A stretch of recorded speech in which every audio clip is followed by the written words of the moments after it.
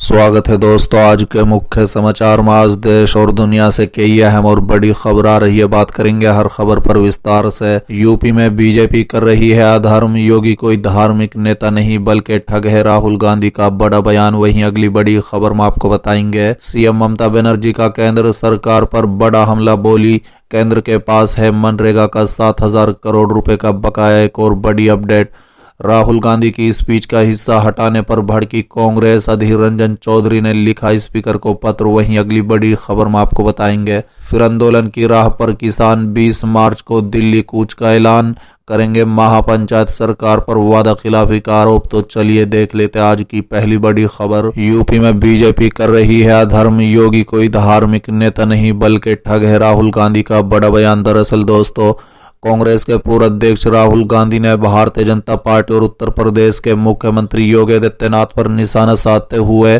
सोमवार को कहा है कि भाजपा देश की सबसे ज्यादा आबादी वाले राज्य में जो कर रही है वो धर्म नहीं बल्कि अधर्म है।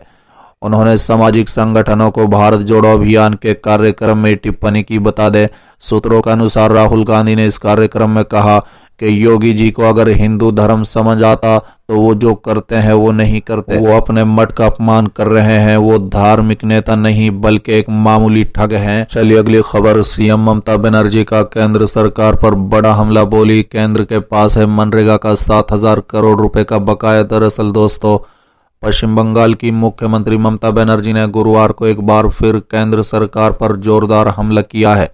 बता दें कि अपने भाषण में उन्होंने प्रधानमंत्री नरेंद्र मोदी को खरी खरी सुनाई है। बता दें कि उन्होंने केंद्र सरकार पर निशाना साधते हुए कहा कि 100 दिन के काम यानी मनरेगा का 7,000 करोड़ रुपए केंद्र ने नहीं दिए हैं। ममता बनर्जी ने हावड़ा के पंचला में प्रशासनिक समीक्षा की बैठक की थी। बैठक के दौरान संबोधित करते हुए ममता ने कहा कि मैं केंद्र से आवेदन करूंगी कि वो कृपया गरीबों के पैसे लौटा दे। ममता यही नहीं रुकी, उन्होंने आगे भी केंद्र सरकार पर कई हमले किए। उन्होंने कहा है कि आवास योजनाओं में घर के पैसे केंद्र अकेले थोड़े ही न देते हैं, ये 60-40 हजार हैं, राज्य सरकार 40% हिस्सा देती है।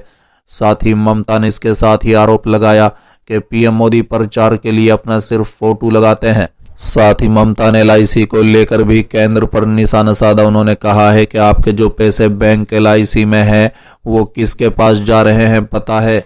बता दें कि ममता बनर्जी ने इस दौरान व्यंग में मोदी सरकार को अपने राज्य का विकास दिखाने का न्योता भी दे डाला।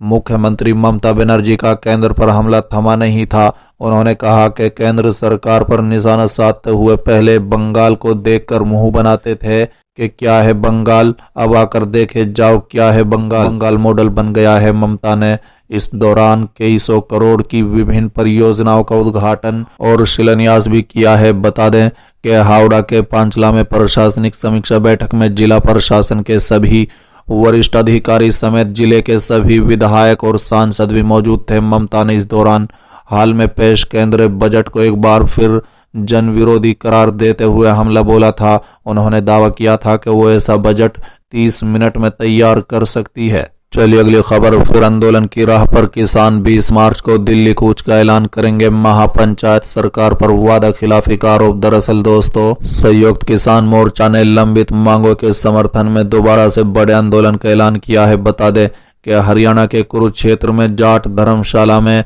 वीरवार को हुई राष्ट्रीय बैठक में स्कैम ने कई अहम निर्णय लिए। बता दें कि 3.5 घंटे चली बैठक में यूपी, पंजाब, हरियाणा सहित विभिन्न प्रदेशों से आए किसान संगठनों के पदाधिकारियों ने हिस्सा लिया। बैठक में 20 मार्च को दिल्ली कूच कर महापंचायत करने का निर्णय लिया गया है। बता दें, पत्रकारों से बातचीत में संयुक्त किसान मोर्चा के वरिष्ठ नेता युद्धवीर सिंह ने बताया कि किसानों की लंबित मांगों को लेकर किसान फिर से आंदोलन के लिए मजबूर हैं। इसके तहत देश भर के किसान 20 मार्च को दिल्ली को और कूच करेंगे। उन्होंने कहा है कि पूर्व में किसान आंदोलन के दौरान सरकार की ओर से दिए गए आश्वासन अब तक पूरे नहीं हुए, सरकार अपने वादे पर खरा नहीं उतरी। ऐसे में अब 20 तारीख को दिल्ली कूच करने के बाद वहां महापंचायत की जाएगी, जिसमें बड़े आंदोलन का निर्णय लिया जाएगा। बता दें कि रणनीति के तहत आगामी लोकसभा चुनाव को लेकर एसकेएम सरकार को घेरने का काम करेगा ताकि वो अपनी मांगों को पूरा करवा सके। साथ ही किसान नेता डॉक्टर सुनील ने कहा है कि किसान आंदोलन ने हमें बहुत कुछ सिखा दिया है, इसलिए इस बार संयुक्त किसान मोर्चा का एक संविधान बनाने जा रहा है।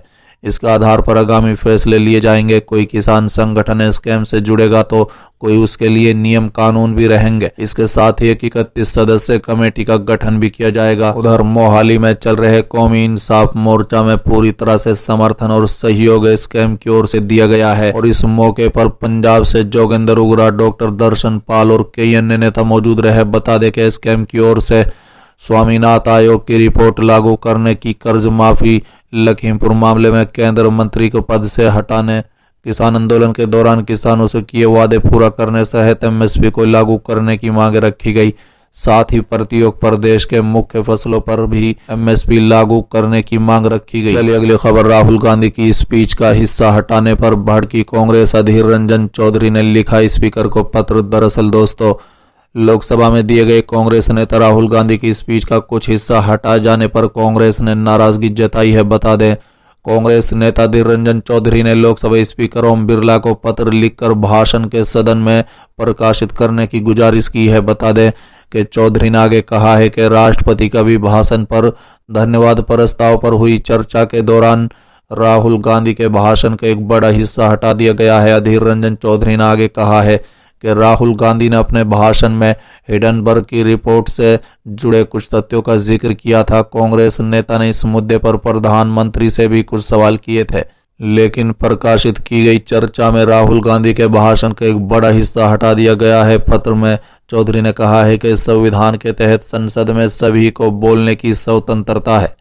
इससे पहले कांग्रेस नेता जयराम रमेश ने भी ट्वीट कर कहा था कि लोकसभा में लोकतंत्र दफन कर दिया गया। राहुल गांधी ने अपने संबोधन के दौरान साथ आने की शुरुआत, साथ बने रहने की प्रगति और साथ काम करने को सफलता बताते हुए कहा था कि अडानी जी और नरेंद्र मोदी जी धन्यवाद। उनके भाषण के इस हिस्से को सदन की कार्रवाई से हटा दिया गया।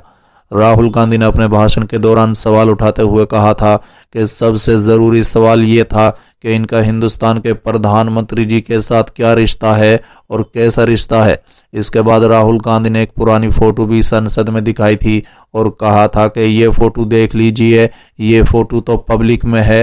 राहुल गांधी के भाषण के इस हिस्से को भी कार्रवाई से हटा दिया गया। बता दें कि राहुल गांधी ने कहा था कि सरप्राइज मिनिस्टर साहब की फोटो है, उसमें उनका बहुत अच्छा चेहरा नजर आ रहा है।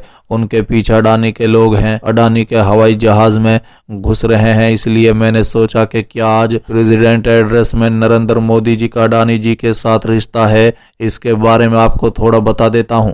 राहुल गांधी ने कहा था कि इस रिश्ते की शुरुआत वर्षों पहले की हुई थी, जब मोदी जी गुजरात के प्रधानमंत्री थे। जब देश के अधिकतर बिजनेसमैन प्रधानमंत्री को लेकर सवाल कर रहे थे और विरोध में थे, तब एक आदमी प्रधानमंत्री के साथ कंधे से कंधा मिला रहा था।